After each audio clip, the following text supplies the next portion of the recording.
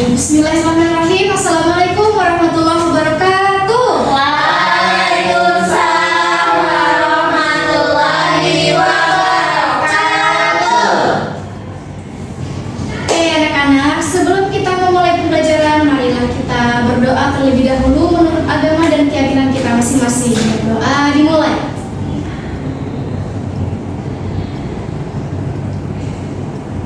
Selesai. Semangat pagi. Pagi, luar biasa. Sekali lagi ya. Ya, Bu. Semangat nih kalian. Ya, Bu. Semangat pagi. Pagi, luar biasa.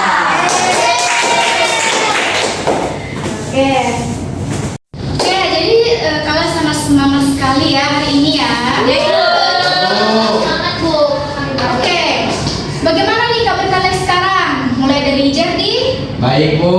Jenny, Sehat dan baik, Bu. oke, Rasma, Baik, Bu. Azizi, Sangat baik, Bu. ada Nuril, baik, luar biasa. Luar biasa. Oke, sebelum itu Ibu mau mengabsen dulu ya. Oke, Ibu absen dulu ya. Ada dulu Sofiana. Hadir, Ibu. Nurul Azizi, Hadir, Ibu. Jerdi, Hadir, Bu. Jenny, Hadir, Bu. Rasna, hadir Bu. Fendi, oke, dia tidak hadir ya. Kenapa dia? Ada yang tahu nggak dia kenapa? Sakit, Bu. Bu. Sakit perutnya, Kak. Oke. Untuk memulai pembelajaran kita, Ibu mau bertanya dulu nih sama kalian. Siapa di sini yang suka bercerita? Ayo angkat tangan. Bu. Jadi, siapa yang siapa yang memiliki pengalaman yang menyenangkan atau bahkan menyedihkan? Siapa? Selain Jerdi, siapa lagi? Ayo angkat tangan. Bu, pendidikan. Oke, mulai dari Jerdi dulu. Dijelaskan apa pengalaman yang pernah Jerdi rasakan? Yang pengalaman yang saya rasakan itu. Iya, silahkan Jerdi. Oke, baik, terima kasih.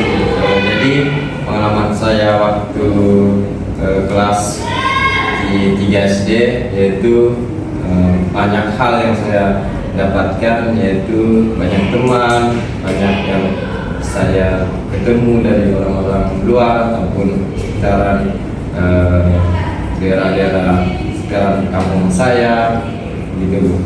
Oke, baik. Itu tadi pengalaman dari Jerdi. Oke, selanjutnya Jenny. Gimana? Bu, terima kasih. Jadi cerita saya waktu minggu lalu, saya diganggu sama teman kelas, Bu. Mereka mengambil bekal saya, Bu. Mereka makan bekal saya, Bu. Saya di situ belum makan, Bu. Jadi saya sedih, jadi saya nangis di belakang kelas. Oke, itu. Oke, jadi berdasarkan penyampaian cerita dari teman kalian tadi, ada yang bisa tebak nggak? Itu ada kaitannya dengan materi kita pada hari ini, yaitu Teks narasi. Betul sekali. Oke, sebelumnya Ibu ingin menjelaskan dulu tujuan pembelajaran kita pada hari ini, yaitu yang pertama, kalian mampu mengenal dan memahami konsep serta ciri-ciri dari teks narasi. Kedua, kalian mampu mengidentifikasi struktur teks narasi. Kemudian, kalian mampu menganalisis unsur-unsur dalam teks narasi. Dan yang terakhir, kalian mampu menulis teks narasi dengan bahasa yang runtun. Seperti itu. Oke, apa sih itu narasi? Narasi adalah teks yang menceritakan suatu peristiwa atau kejadian berdasarkan kronologis waktu. Ada yang bisa kasih contoh nggak? Apa yang dimaksud dari kronologis waktu? Cerita yang berurut, Bu. Oke, ada lagi? Oke, Ibu jelaskan ya. Jadi yang dimaksud dari kronologis waktu itu adalah berurutan. Ya, sesuai yang dibilang yang dikatakan oleh Ade Nuril tadi, yaitu berurutan, bertahap-tahapan. Contoh misal cerita sebuah pengalaman yang mengesankan. Suatu hari aku pergi ke pasar. Namun setelah sampai ke pasar, aku lupa membawa dompet. Nah, setelah itu apa yang dia lakukan? Kembali ke rumah buku ini. Nah, jadi seperti itu ya, kronologis waktu, setelah itu dia ngapain, setelah itu apa yang terjadi, seperti itu ya. Ya paham? Paham. Oke. Nah, lanjut, apa sih fungsinya teks narasi itu? Memberikan informasi. Ya, betul sekali. Apa lagi? Menambahkan pengetahuan. Betul, apa lagi? Menjadikan hiburan. Betul sekali. Ya. Jadi fungsi teks narasi ini juga Ibu tambahkan ya. Jadi fungsi teks narasi ini juga bisa menggambarkan suasana hati orang, suasana hati pembaca, suasana pemikiran pembaca ya. Seperti contoh biasanya kalau kita membaca sebuah novel misalnya. Nah, di dalamnya itu kan ada tertera narasi tentang bagaimana perasaan yang mereka rasakan, bagaimana yang mereka apa yang mereka pikirkan tentang suatu hal seperti itu ya. Nah, jadi adanya teks narasi ini bisa memudahkan kita lebih memahami apa yang kita baca.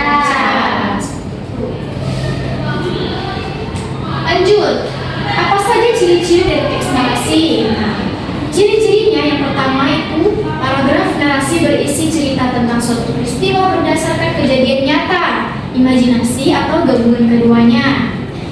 Nah, jadi teks narasi ini bukan hanya soal imajinasi ya, tapi juga termasuk kejadian-kejadian nyata. Nah, tadi sudah teman kalian sudah menjelaskan pengalaman nyata yang dia rasakan ya, yang mereka rasakan. Nah, itu adalah contoh dari teks narasi nyata. Kalau imajinasi apa contohnya? Dongeng. Ya, apa lagi? Dongeng. Ya, betul sekali. Kemudian di dalamnya ada tindakan atau perbuatan tokoh. Nah, jadi dalam narasi itu bukan hanya soal cerita-cerita kosong ya. Jadi di dalamnya itu ada perbuatan yang dilakukan oleh tokoh. Kemudian ketiga, cerita disusun berdasarkan urutan waktu atau kronologis. Tadi sudah kita jelaskan ya. Ya, Bu. Kemudian ada konflik atau masalah yang membuat cerita menarik. Nah, jadi dalam narasi itu pastinya ada masalah ya, pastinya ada suatu ketegangan yang membuat cerita itu menjadi lebih menarik seperti itu, yang menggugah perasaan pembaca untuk mau membaca seperti itu. Dan terakhir, memiliki unsur-unsur pembentuk seperti tema, latar, alur, tokoh, dan sudut pandang. Selanjutnya, ada yang bisa kasih contoh nggak? Misalnya cerita persahabatan, cintaan, perjuangan, persahabatan, keluargaan. Ya, betul sekali. Lanjut, latar. Latar ini menjelaskan informasi tempat waktu terjadinya peristiwa, misalnya pagi, sore, malam, dan seterusnya. Nah, jadi latar itu ada 3 ya. Apa tadi selain tempat apa? Suasana. Nah, apalagi tadi satunya? Latar? Waktu. Oh, tadi latar waktu sudah ya. Tempat. Lagi latar suasana. Ya. Jadi suasana apa contohnya? Bahagia, sedih, menyenangkan, gembira, kecewa. Tuh. Lanjut, alur. Alur adalah urutan jalan cerita. Dia bisa alur maju, alur mundur, atau alur maju mundur. Ada yang bisa kasih contoh nggak? Jadi contohnya itu misalnya alur maju. Misalnya dari dia kecil sampai dia besar. Dari dia menjadi orang biasa sampai sukses. Nah, itu yang dimaksud dari latar maju. Alur mundur, Bu. Alur maju maksudnya. Ya, alur maju ya maksudnya ya. Kemudian alur mundur. Nah, biasanya alur mundur ini contohnya itu seperti sejarah pada zaman dahulu misalnya, atau dia flashback. Itu alur mundur ya. Itu alur maju mundur ya. Nah, apalagi selain alur maju dan alur mundur, alur gabungan, alur maju mundur. Nah, contohnya seperti cerita payung fantasi. Kamu pernah dengar nggak? Belum. Belum ya? Ya. Jadi cerita fantasi. Jadi cerita payung fantasi itu adalah cerita alur mundur di mana kejadian masa kini, namun ada bagian yang flashback atau bagian yang mengingat pada zaman dahulu seperti itu. Jadi mereka itu berperan di masa kini, namun mereka ada mengingat masa lampau seperti itu. Itu yang dimaksud dari alur maju mundur. Kemudian tokoh ini adalah karakter-karakter yang ada di dalam cerita. Pastinya ada tokoh ya. Kemudian sudut pandang. Sudut pandang ini merupakan cara penulis menyampaikan cerita. Bisa menggunakan sudut pandang orang pertama seperti aku, saya, kemudian orang kedua seperti kamu atau mereka, dia atau mereka. Lanjut, struktur teks narasi. Yang pertama itu adalah orientasi. Orientasi adalah bagian awal cerita. Misalnya dalam awal cerita, penulis itu mengenalkan tokoh, kemudian latar tempat, latar waktu, penokohan, serta gambaran awal situasi dari cerita atau kejadian. Betul sekali. Kemudian komplikasi. Komplikasi ini adalah bagian yang berisi masalah atau konflik. Nah, tadi sudah kita jelaskan ya. Jadi dalam narasi itu harus ada konflik yang bisa membuat ceritanya menjadi menarik, menegangkan.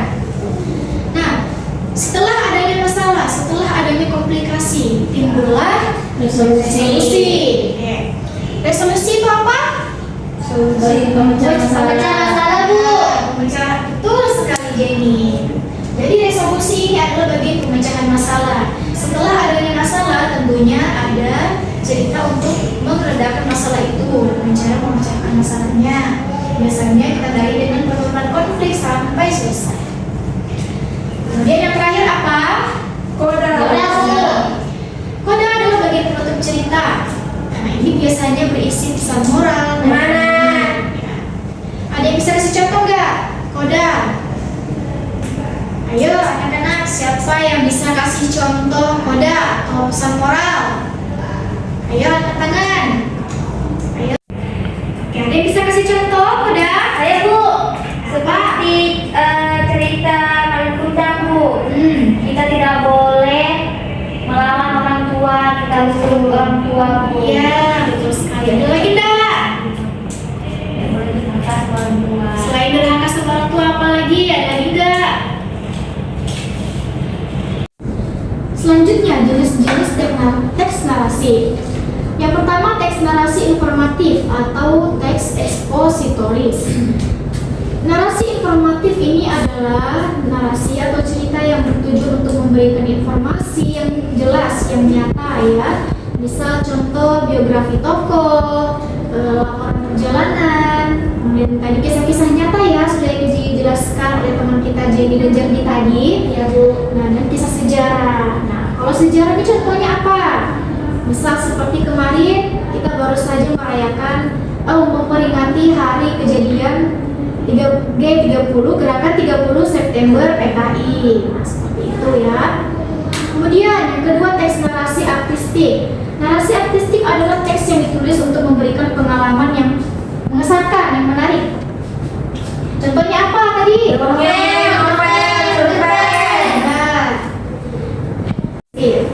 Sugestif adalah jenis narasi yang menyampaikan cerita dengan maksud tersirat atau tersembunyi untuk pembaca atau pendengarnya. Pembaca diajak untuk belajar.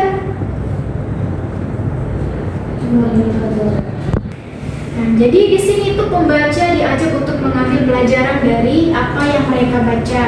Contoh tadi misal seperti Malin Kundang juga bisa. Mereka bisa mengambil pembelajaran dari sana. Apa yang perlu kita teladani dari cerita ini seperti itu ya? Ya, Bu.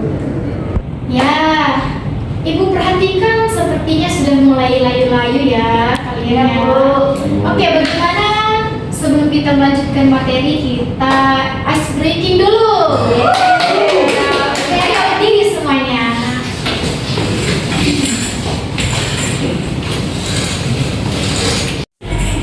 Oke, jadi ice breaking kita hari ini adalah tepuk semangat. Ya, jadi sebelum itu kalian perhatikan Ibu dulu ya. Ya, Bu. Ya, Bu. Tepuk semangat. Dang dang dang. Ding ding ding. Dung dung dung. Dang dang dang. Ding ding ding. Dung dung dung. Se. Aha aha ma. Aha aha nga. Aha aha semangat. Siap, siap.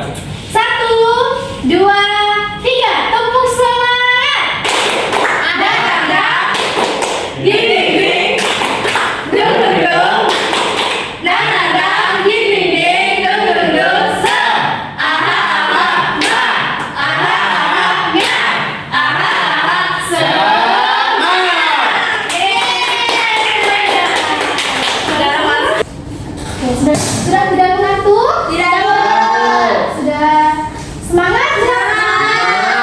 Nah, oke, kita lanjut materi ya. Oke, sebelum kita lanjut langkah-langkah menyusun teks narasi, Ibu akan memaparkan satu macam atau satu jenis teks narasi untuk kalian simak ya. Ya Bu.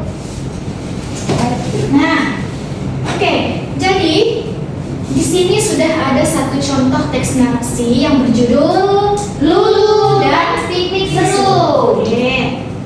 Kalian simak ya, setelah ini kalian akan Ibu beri tugas untuk menuliskan teks narasi. Jadi kalian menyimak dahulu untuk bisa mengetahui bagaimana caranya menulis teks narasi yang baik dan benar. Baik, oke? Siap ya? Siap. Baik, di sini sudah ada satu contoh jenis dari teks narasi. Sebelumnya kalian harus menyimak ya, karena setelah ini kalian akan mengerjakan tugas dari Ibu. Siap? Siap. Lulu dan piknik seru. Seluruh penumpang kereta itu tampak gembira. Semua ternyata tidak. Ada yang tampak cemberut, yaitu Putri Lulu. Aku tak suka guncangan kereta ini. Itu terlalu keras, semutnya. Kenapa sih kita tak bermain boneka atau mencoba baju-baju cantik aku aja? Keluhnya. Kemudian jawablah si Putri. 1. Ayolah Lulu, ini pasti seru sekali, kata Putri Jasmina yang duduk di sampingnya. Setiap awal musim panas, para putri dari kerajaan Bumina, Andropa, Wantina, dan Fantina selalu berkumpul bersama. Raja keempat kerajaan itu memang bersaudara, jadi mereka ini ada hubungan keluarga ya. Ayolah Lulu, pasti ada sesuatu yang kamu suka di atas sana, kata Putri Brigita selalu ceria.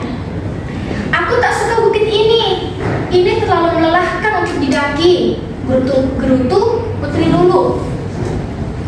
Oh, aku belum pernah mengenal putri yang tak menyukai apapun sepertimu, seru Putri Jasmina sambil geleng-geleng kepala. Putri Lulu semakin cemberut mendengarnya. Dia pun berjalan sambil cemberut membawa keranjang besar dan tikar piknik berwarna kuning muda. Ayo kita tata piknik kita, ajak Miss Pilo, yaitu orang yang diberi tugas untuk mendampingi para putri ini. Dengan semangat, para putri menggelap tikar dan menata makanan yang dibawa. Putri Lulu melakukannya dengan bersungut-sungut. Setelah makan, Miss Pilo mengajak mereka ke tepi danau. Kita adu cepat, renang yuk. Kita adu cepat renang yuk, usul Putri Tila dengan semangat. Nah, tadi adalah bagian dari, ada yang bisa jawab nggak? Cerita Lulu dan Piknik Seru. Ya, bagian tadi yang Ibu bacakan itu berdasarkan struktur teks narasi itu termasuk apa? Orientasi. Ya, Karena menceritakan dari awal. ya, karena dia memperkenalkan tokoh-tokohnya dan tempat. Lah, lanjut ya. Oh Lulu, ayolah kau harus mencobanya, seru Putri Jasmina. Membosankan. Kenapa sih kita nggak main boneka-bonekaku saja? Katanya kesal. Dengan perasaan dongkol, Lulu pun mendaki bukit Sisipa. Dan tidak disadarinya dia melewati lereng yang diakhiri rembesan air dan mata air yang kecil di atas bukit itu. Akhirnya tiba-tiba, wah! Lulu pun terjatuh dan terpleset dan meluncur ke bawah bukit dan langsung tercebur ke dalam danau yang bening. Semua terkejut. Aduh Lulu, kamu tidak apa-apa kan? Tanya Putri Jasmina. Putri Lulu, Anda baik-baik saja kan? Tanya Miss Pilo. Aduh, bajumu jadi basah dan kotor. Kamu pasti tidak menyukai itu, kata Putri Brigita. Putri Lulu termenung. Dia bingung. Namun, tak lama kemudian, dia menjawab kembali. Ah, bukan. Meluncur seperti tadi ternyata menyenangkan. Boleh saya meluncur lagi, Miss Pilo? Tanyanya pada Miss Pilo. Apa? Lulu menyukai basah dan kotor? Wah, mengejutkan. Itu tidak mungkin. Kemudian Lulu pun menjawab lagi. Tentu saja. Kemudian dijawab oleh Miss Pilo. Tentu saja. Kalau Lulu saja menyukainya, pasti benar-benar asik. Boleh kami ikut meluncur, Miss Pilo? Tanya Putri Brigita. Miss Pilo menoleh jenaka. Iya. Splash.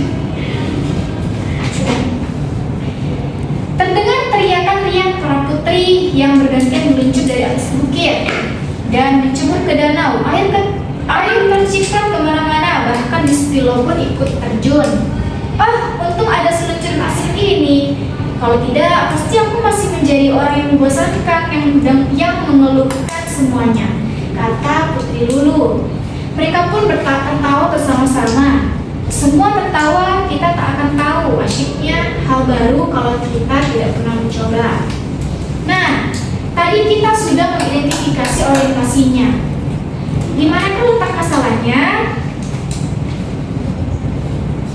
Di yang awalnya si Lulu cemberut, Bu. Nah, betul ya. Dia dirayu sama putri lainnya untuk bermain apa sih? Main air. Potong aja nanti kalian.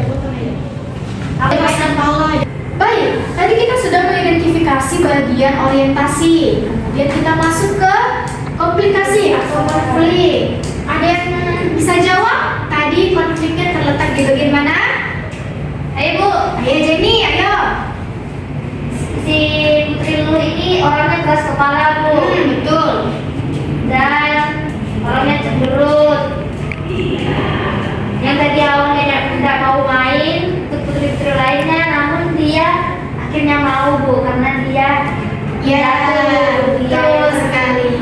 Jadi konfliknya itu si Lulu ini sangat tidak mau, sangat keras kepala. Dia tidak mau kotor, dia tidak mau bermain di area-area yang berantakan. Dia hanya ingin bermain yang bersih. Ya, seperti itu. Namun penyelesaian masalahnya terletak pada bagian mana? Dulu tadi jatuh. Ya, setelah jatuh, dia terpleset, akhirnya dia merasakan sendiri. Oh, ternyata menyenangkan ya, walaupun tempatnya tidak begitu bersih, tapi ini sangat menyenangkan sekali. Ya. Oke. Kemudian yang terakhir bagian koda. Ada yang bisa kasih contoh tadi? Bisa Bu. Yang akhir. Sebelum itu kita tak bakal bisa merasakan sebelum mencoba. Betul sekali. Oke, jadi kodanya itu kita tidak akan pernah tahu, kita tidak akan pernah tahu rasanya kalau kita tidak pernah mencoba. Oke, sebelum kita masuk ke penugasan, Ibu akan menayangkan satu video buat kalian nonton ya. Selamat menyaksikan. Mempersembahkan diri Cleveland Animisan. Ada anak laki-laki bernama Tatang. Ia berusia 13 tahun. Sore hari terasa tenang dengan cahaya matahari yang merayap masuk melalui jendela. Aku sudah belajar sekeras mungkin. Setiap malam aku mengulang materi, mengikuti kisi-kisi yang diberikan oleh guru. Aku yakin bisa mendapatkan nilai bagus kali ini. Tatang belajar hingga larut malam, bahkan saat teman-temannya bermain di luar. Tatang terlihat duduk di meja belajarnya, membaca buku dengan serius. Ia menulis catatan, mengulang materi, dan terlihat percaya diri. Kata saya, Kegagalan bukanlah akhir. Aku hanya perlu belajar dengan cara yang lebih baik. Dan yang lebih penting,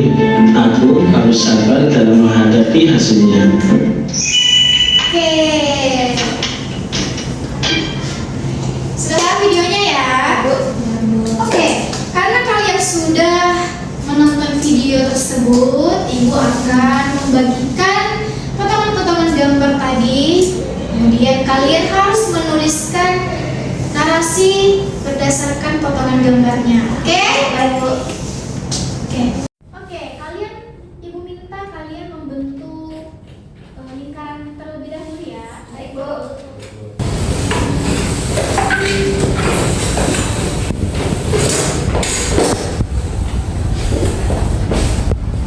Oke, sudah? Ya. Ibu akan membagikan kalian beberapa potongan gambar berdasarkan video yang sudah kalian nonton tadi. Tugas kalian adalah silahkan kalian berdiskusi bersama-sama untuk menyusun narasi yang sudah kalian nonton tadi ya. Baik, Bu.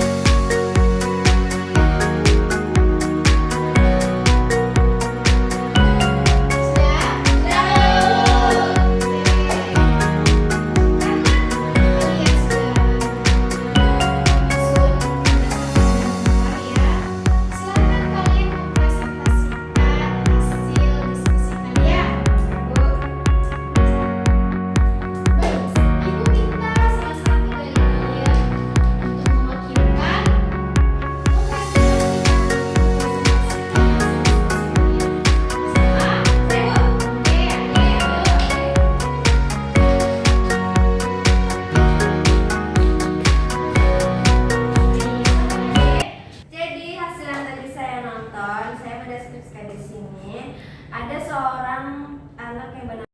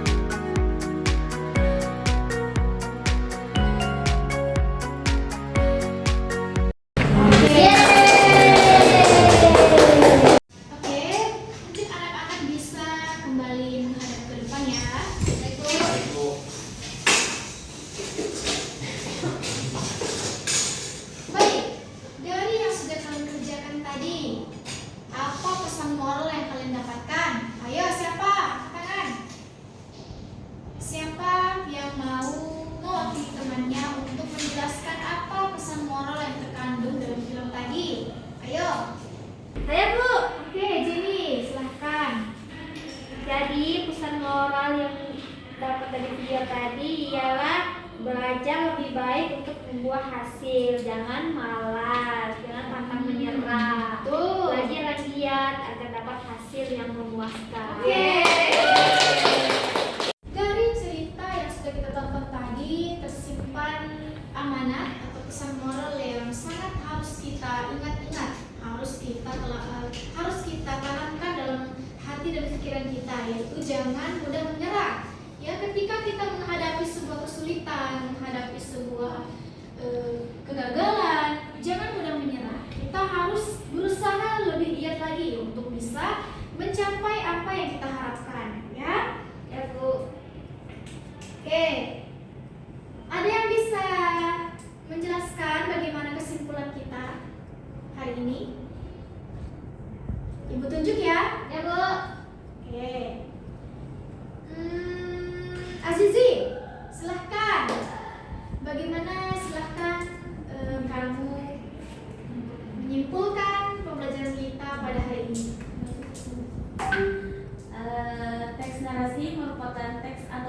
tulisan yang menjelaskan rangkaian peristiwa atau kejadian berdasarkan kronologi waktu.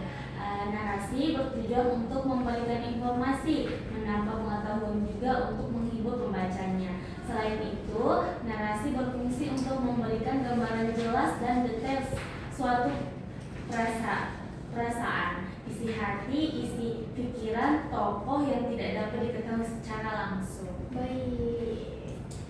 Oke. Sebelum kita mengakhiri pembelajaran hari ini, Ibu ingin bertanya lagi nih sama kalian.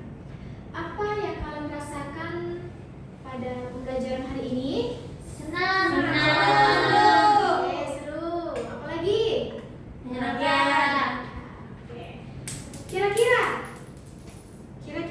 apa yang bisa kalian pelajari dari kegiatan kita pada hari ini? Apa yang membekas di hati kalian, di pikiran kalian berdasarkan pembelajaran kita hari ini? Jangan pantang menyerah. Oke, apa yang kalian pelajari? Apa yang dapat kalian pelajari dari materi ini? Kita bisa mengetahui ada jenis-jenis teks narasi. Seperti Orientasi, Bu. Betul. Kompleksasi, resolusi, Ya. Kemudian apa yang kalian rasakan selama proses pembelajaran hari ini? Menyenangkan. Bahagia. Ya, Bu. Luar biasa ya. Ya, Bu. Oke, Ibu berharap semoga setelah ini kalian selalu merasa semangat terus untuk belajar, tidak pantang menyerah ya, untuk bisa mencapai cita-cita kalian. Amin. Baik, sebelum kita mengakhiri pembelajaran hari ini, marilah kita berdoa menurut agama dan keyakinan kita masing-masing. Berdoa dimulai. Berdoa selesai. Baik, terima kasih adik-adik untuk hari ini. Kurang lebihnya mohon dimaafkan. Assalamualaikum warahmatullahi wabarakatuh.